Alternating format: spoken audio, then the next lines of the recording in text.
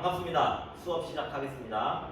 오늘부터 어떤 문장 성분의 덩어리에 어떤 이름을 붙여야 하는지에 대해서 상세하게 공부하기로 했죠.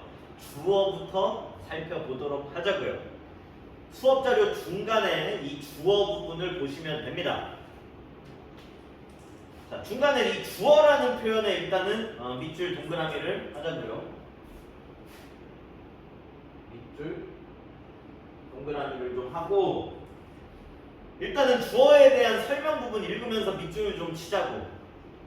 밑줄 칩시다. 주어란 문장에서 동작, 작용, 성질, 상태의 주체를 나타내는 문장 성분이다. 그 부분에 밑줄을 좀 치세요.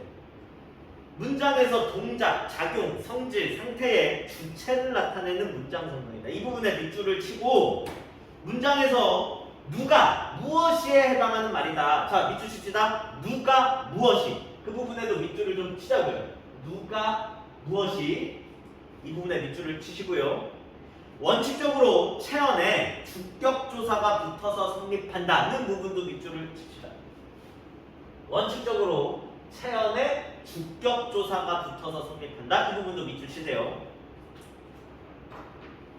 그리고 방금 밑줄 친 부분에서 주격조사라는 부분을 찾아서 주격조사라는 표현에 동그라미를 좀 치고, 자, 주격조사라는 건 앞에 있는 말을, 조사는 조사인데, 딱깔인데 앞에 있는 말을 주어로 만들어주는 조사, 그걸 주격조사라고 부르는 거죠. 자, 앞에 있는 말을 주어로 만들어주는 주격조사는 이, 가, 깨서, 에서 정도가 있어요. 이, 가, 깨서, 에서가 주격조사다라는 것도 간단히 적어 놓자고.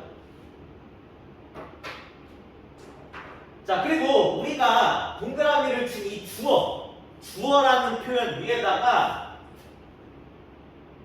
간단히 씁시다. 어떤 문장 성분을 주어라고 하는 건지, 어떤 문장 성분에 주어라는 이름을 붙여야 되는지 설명이 잘 나와 있는데 좀 더 간략하게 다시 적어 놓자고요. 자, 주어란 문장에서 서술. 자, 서술이라는 건 설명을 한다는 거예요. 자, 문장에서 서술과 설명. 서술 설명의 주인이자 주체가 되는 성분.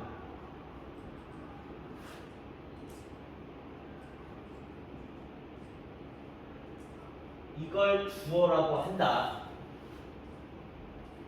서술과 설명의 주인이자 주체가 되는 문장 성분 덩어리에 주어라는 이름을 붙이면 된다는 거예요. 그러니까 누가, 무엇이 지금 어떤 동작을 하고 있는지에 대한 설명, 어떤 작용을 하고 있는지에 대한 설명, 어떤 성질과 상태를 가지고 있는지에 대한 설명에 주인, 주체가 되는 문장 성분 덩어리가 주어라는 거예요. 예문을 일단 보면 여러분들이 이해가 더 쉬워질 것 같아요. 예문을 보자고요. 예문을.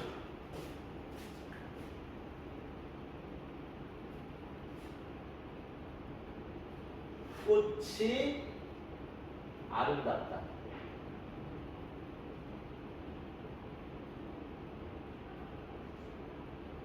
여러분 수업 자료에 예문을 다 적어놨기 때문에 선생님이 칠판에 쓴 동안 여러분들은 예문을 한번 눈으로 보면서 이 예문에서 이 덩어리가 주어에 해당하는 덩어리구나, 이 문장 성분이 주어구나 라는 걸 한번 머릿속으로 생각을 하고 계세요.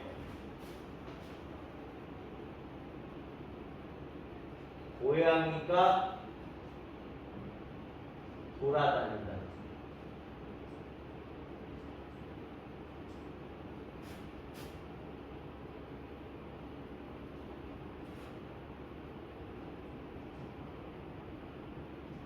어머님께서 웃으신다.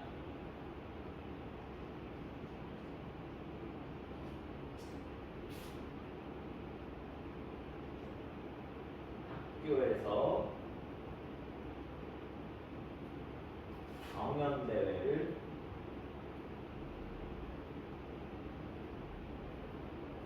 개최.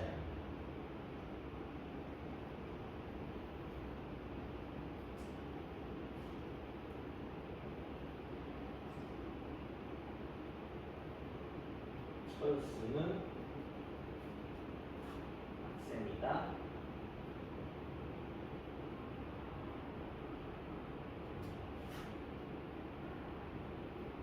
철수도 학생이다. 이렇게 예문을 적어놨는데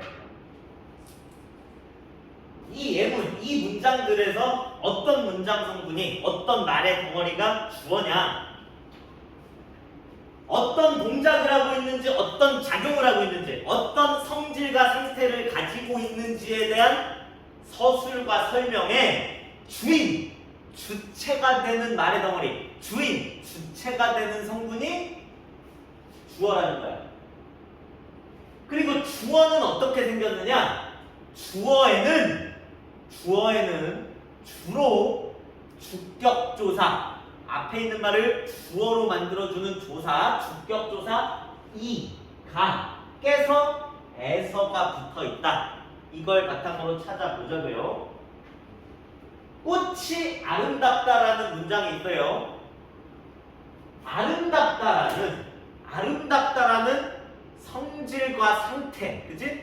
아름답다라는 성질과 상태의 주인, 주체, 누구냐는 거예요. 아름답긴 아름다운데 누가 아름답냐는 거예요. 이 누가에 해당하는 표현이 주어라는 거예요. 이 누가 아름답냐는 표현에서의 이 누가가 아름답다라는 설명의 주인, 주체잖아요. 누가 아름답다는 거예요? 꽃이 아름답다는 거잖아요. 이 꽃이 라는 성분이 주어라는 거죠. 고양이가 돌아다닌다라는 문장에서 돌아다닌다, 이 돌아다닌다라는 동작, 움직임, 이 동작, 움직임의 주인, 주체가 누구냐는 거예요. 돌아다니기는 돌아다니는데 누가 돌아다니냐는 거예요. 이 누가에 해당하는 표현이 주어라는 거예요. 누가 돌아다닌대요? 고양이가 돌아다닌다는 거잖아요. 고양이가 라는 성분이 주어라는 거예요. 어머님께서 웃으신다. 자, 웃기는 웃는데 이 웃는 동작의 주인, 주체가 누구냐는 거예요. 누가 웃느냐는 거예요. 지금 어머님이 웃는다는 거잖아요. 아, 그러면은 이 웃는 행위의 주인, 주체가 되는 덩어리 어머님께서, 이 성분이 주어가 되는 거겠죠. 이 문장에서 학교에서 경연대회를 개최한다. 자, 경연대회라는 걸 개최를 한대. 자, 개최를 하는데 이 개최하는 행위의 주인, 주체가 누구냐는 거예요. 개최하기는 하는데 누가 개최를 하느냐는 거예요. 학교가 개최를 하는 거잖아요. 그러면은 학교에서 라는 표현이 주어가 되는 거겠죠. 자, 근데 4번 예문을 보면 철수는 학생이다, 철수도 학생이다 라는 문장을 써놨는데, 자, 선생님이 앞에서 이런 얘기를 했죠. 주어가 어떻게 생겼느냐? 주어에는 당연히 일반적으로 주로 앞에 있는 말을 주어로 만들어주는, 주어니까 당연히 앞에 있는 말을 주어로 만들어주는 조사, 주격조사가 붙어있는 모양이다. 주어는 당연히, 주격조사는 이, 가, 깨서, 에서 정도가 있다. 아, 그러면 여러분들이 어떤 말의 덩어리가 주어인지를 판단하는 방법 중에 이, 가, 깨서, 에서가 붙어있는 덩어리를 주어로 판단을 하면 좀 더 쉽게 판단이 될 수 있을 것인데, 이 네 번째 예문을 보니까 이, 가, 깨서, 에서가 붙는 표현이 없단 말이에요. 철수는 이라고 해서 해서 는이 붙어 있고 철수도라고 해서 도가 붙어 있다는 거예요. 근데 이, 가, 에서, 에서라는 주격조사가 붙어 있지는 않지만 학생이다, 학생이다라는 성질과 상태, 학생이라는 성질과 상태의 주인과 주체가 누구냐는 거예요. 지금 이 문장에서 누가 학생이냐는 거예요. 철수잖아요. 그러면 주격조사 이, 가, 에서, 에서가 붙어있지 않더라도 철수는 이라는 말의 덩어리, 성분이 주어라고 판단을 해줘야 된다는 거예요. 마찬가지 철수도 학생이다. 학생은 학생인데, 자, 학생이라는 성질과 상태의 주인, 주체가 누구냐는 거예요. 누가 학생이냐는 거예요. 이 누가에 해당하는 성분이 주어잖아요. 철수잖아요. 철수. 철수가 학생이라는 거잖아요. 철수도라는 성분이 주어라는 거죠. 자, 정리를 하면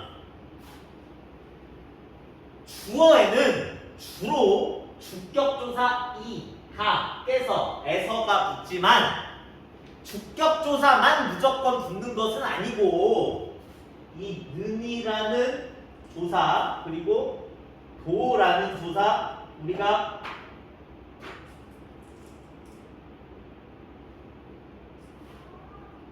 도조사라고 같이 공부를 했잖아요. 앞에 있는 말의 의미를 도조해주는 역할을 하는, 특별한 의미를 더해주는 역할을 하는 도조사라는 이야기를 했는데, 주어에 주로 주격조사가 붙지만 도조사도 지금 여러분들이 보는 것처럼 주어에 붙을 수 있다는 겁니다. 자, 그 아래를 보면 주격조사는 생략될 수 있으며 주어 자체가 흔히 생략되는 것이 우리말의 특징이다 라는 표현이 나와 있는데, 이건 참고적으로 여러분들이 알고 계시면 되는 내용이에요. 자, 무슨 말이냐면 주격조사뿐만 아니라 일상의 언어 생활에서는 어떤 말의 효율성이라는 측면 때문에 우리가 말을 할 때 주격조사뿐만 아니라 조사라는 걸 많이 생략을 해서 말을 하잖아요. 예를 들어서 친구가 여러분들한테 밥을 먹었느냐고 물어봤다는 거예요.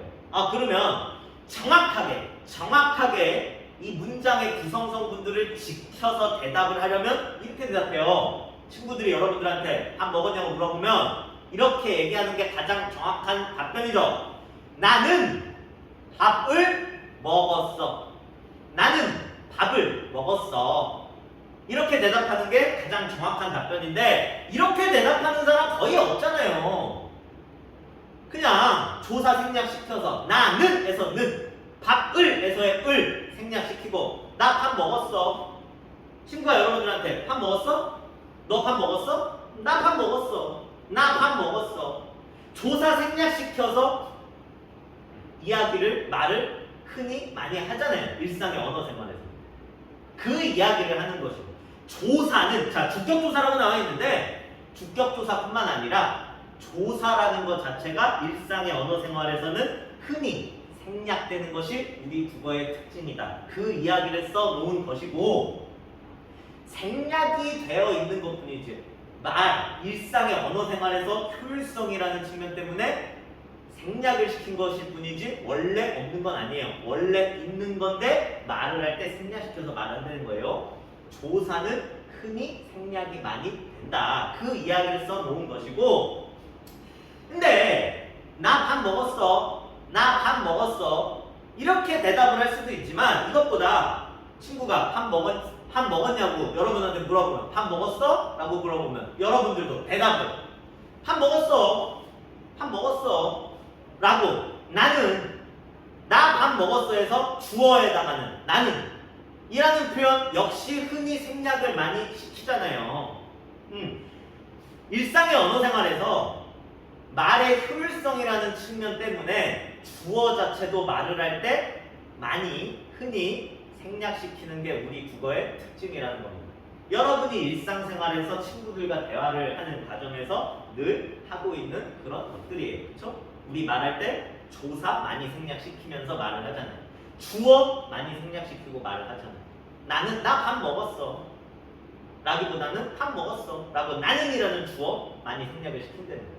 자, 그 이야기를 써놓은 거니까 참고적으로 여러분들이 알고 계시면 되겠습니다. 여기까지가 주어에 해당하는 내용이고요.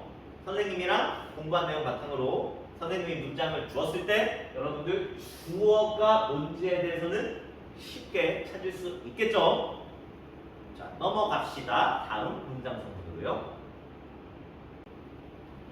서술어라는 문장 성분에 대해서 이어서 보도록 하겠습니다. 1페이지 아래쪽에 서술어에 대한 내용이 수록되어 있는 그 부분 보시면 됩니다. 자, 서술어라는 표현에 밑줄 동그라미를 마찬가지로 하죠. 밑줄 동그라미 서술어에 해주고 서술어에 대한 설명에도 밑줄을 좀 칩시다. 자, 밑줄 칩시다. 주어의 동작, 작용, 성질, 상태를 서술, 설명해주는 문장 성분이다. 그 부분에 밑줄 쫙 쳐주시고 주어의 동작, 작용, 성질, 상태를 서술, 설명하는 문장 성분이다. 그 부분에 밑줄. 그 옆에도 밑줄 같이 쳐주세요. 어찌하다, 어떠하다, 무엇이다. 밑줄.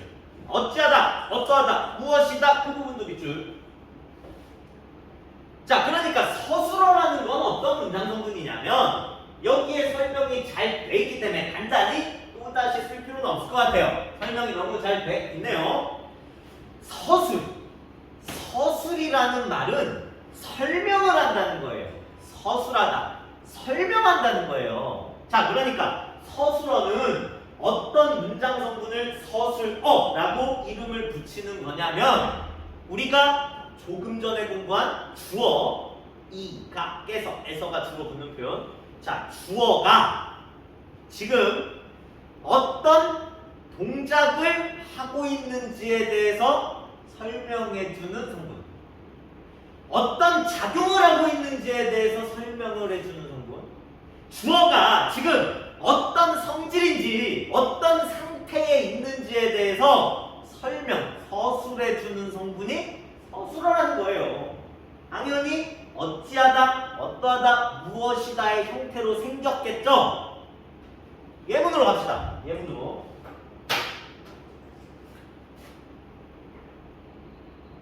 마찬가지로 여러분들 수업 자료에는 예문이 쓰여져 있으니까 선생님이 이렇게 칠판에 예문을 쓰는 시간에는 잠깐 여러분이 눈으로 예문을 보면서 이 문장에서의 서술어는 어떤 거냐, 어떤 말의 덩어리가 서술어냐에 대해서 생각을 해보고 있으라는 겁니다. 꽃이 아름답다. 주어에 대해서 공부할 때 우리가 봤던 예문들 다시 한번 나오네요. 고양이가 돌아다닌다.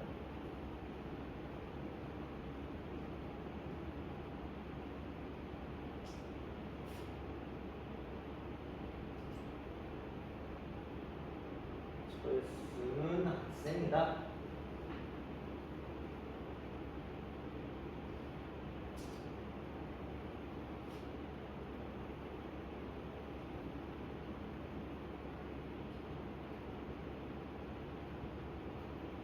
학생들이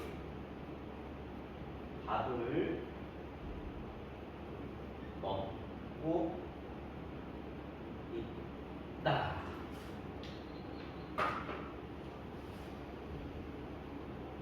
자, 봅시다. 자, 꽃이 아름답다. 꽃이 아름답다라는 문장에서의 주어. 꽃이 있잖아요. 꽃이. 이 꽃이라는 주어가 어떤 성질과 상태를 가지고 있는지에 대해서 설명해주는 문장 성분, 서술해주는 문장 성분이 서술어라는 거예요. 이 문장에서 이 꽃이라는 주어가 지금 어떤 성질, 어떤 상태를 가지고 있나요? 아름답다는. 아름답다는 성질 상태를 가지고 있다는 거잖아요. 그 아름답다라는 부분에 대해서 말해주는 서술, 설명해주는 성분 이 부분이잖아요. 아름답다 말 그대로. 이런 문장 성분이 서술어라는 거예요. 고양이가 돌아다닌다. 자, 고양이가 얘가 주어잖아요. 고양이가. 그럼 이 고양이가 어떤 동작을 하고 있는지, 어떤 동작을 하고 있는지에 대해서 우리한테 말해주는, 설명해주는 성분이 서술어라는 거죠. 뭐 하고 있어요, 고양이? 돌아다니고 있대잖아요, 여기저기. 이게 서술어라는 거예요. 어떤 동작을 하고 있는지에 대해서 설명해주는 문장 성분.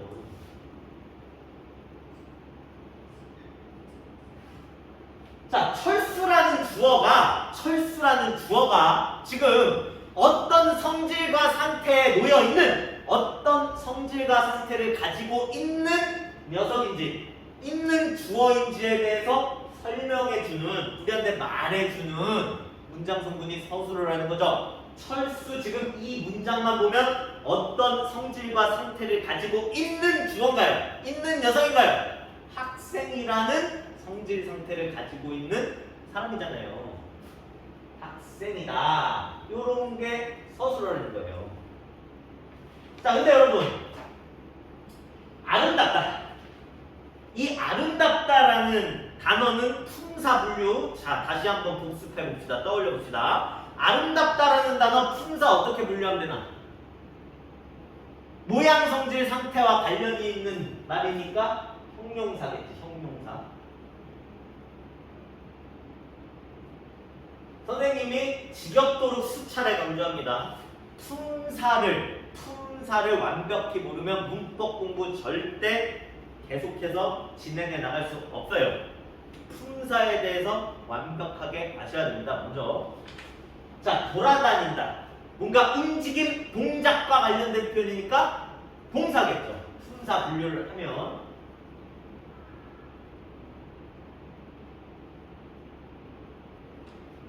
자, 학생이다라는 표현은 어떻게 만들어진 표현 같나요? 여러분이 한번 생각해 볼까요? 우리 같이 공부한 내용입니다. 학생이다라는 표현은 어떻게 만들어진 표현이다? 자, 학생이라는 명사, 체언 명사, 학생이라는 체언에 이다에 대해서 선생님이 품사에 대해서 공부할 때 강조를 좀 한 것 같은데, 그치? 용언이 아님에도 불구하고, 동사 형용사, 용언이 아님에도 불구하고 활용이라는 걸 하는, 형태를 바꿔서 다양하게 쓸 수 있는 활용이라는 걸 하는 예외적인, 유일한 그런 단어라는 이야기를 강조를 한 기억이 있습니다. 자, 이다라는 거 조사는 조사인데 앞에 있는 말을, 자, 이다 앞에 있는 말을 문장에서 서술어로 만들어주는 서술격들.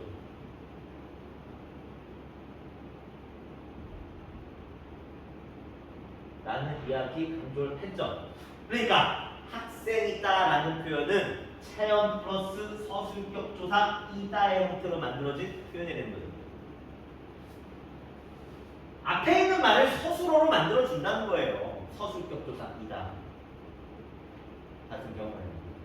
자, 그러면 정리를 하면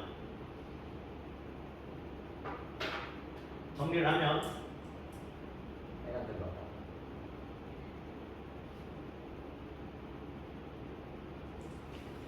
문장에서 서술어는 주로 동사와 형용사 합쳐서 용언. 문장에서 서술어는 서술어의 역할은 주로 동사와 형용사, 용언이 담당한다. 주로 용언이, 동사와 형용사가 문장에서 서술어의 역할을 담당을 하는데, 체험 플러스 서술격 조사 이다, 체험 플러스 서술격 조사 이다의 형태도 서술어의 역할을 할 수 있다. 당연한 얘기잖아요. 서술격 조사라는 것 자체가, 서술격 조사라는 것 자체가 앞에 있는 말을 서술어로 만들어주는 조사라는 거니까 당연히 서술격 조사 이다가 붙어있는 형태도 문장에서 서술어로 역할을 할 수가 있는 거죠. 자, 그 내용을 좀 정리를 해주죠. 문장에서 서술어는 주로 용언이 담당을 한다.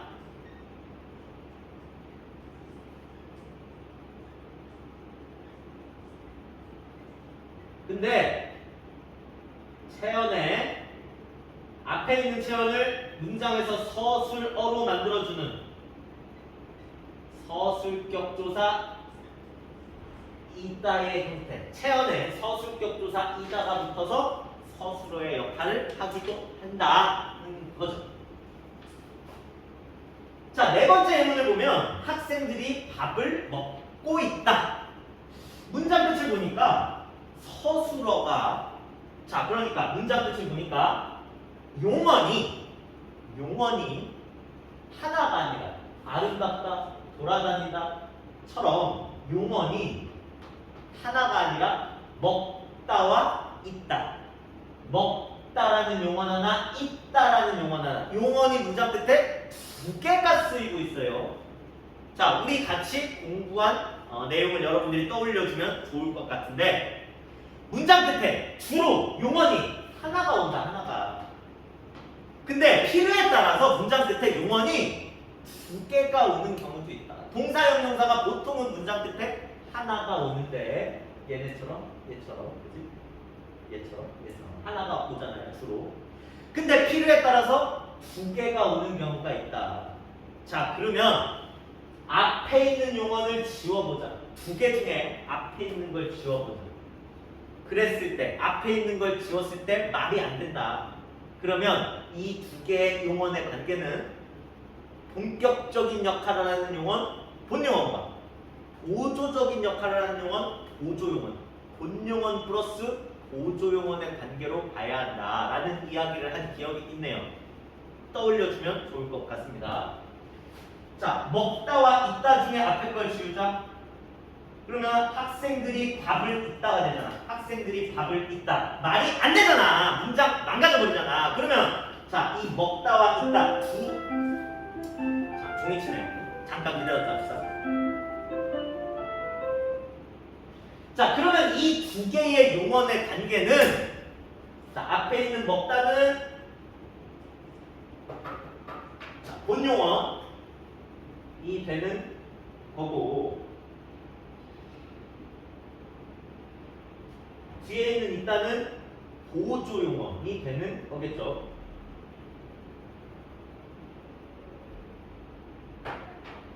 자, 그래서 자, 근데 이런 경우에 본용언과 보조용언의 관계가 오는 문장의 경우에 서술어의 자리에 본용언과 보조용언의 관계가, 그러니까 용언이 이렇게 두 개가 오는 경우에 이 본용언과 보조용언을 각각의 서술어로 봐야 되느냐, 하나의 서술어로 봐야 되느냐. 그러니까 이 문장은 서술어가 두 개인 것으로 봐야 되느냐, 한 개인 것으로 봐야 되느냐.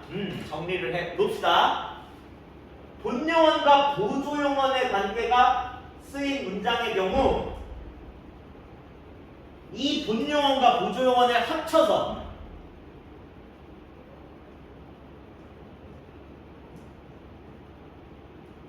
본용언과 보조용언을 합쳐서 하나의 서술어로 봐야 한다. 다시 정리할게요. 문장 끝에 서술어의 자리에 본용언과 보조용언의 관계가 오는 경우에 서술어가 두 개가 오는 것이 아니라, 두 개가 오고 있는 것이 아니라 이 본용언과 보조용언을 합쳐서 하나의 서술어로 판단을 해야 된다는 겁니다. 본용언과 보조용언의 관계는 합쳐서 하나의 서술어로 보셔야 되는 거예요. 서술어 한 개 있는 겁니다. 자, 잘 기억을 해 두시고, 서술어에 대해서도 우리가 공부를 다 한 거예요. 우리 공부한 내용 바탕으로 선생님이 문장 제시했을 때 이 성분이 서술어다 라고 여러분이 판단 잘 하실 수 있겠죠? 서술어에 대해서는 여기까지 이야기를 하고 다음 문장 성분으로 넘어가도록 하자고.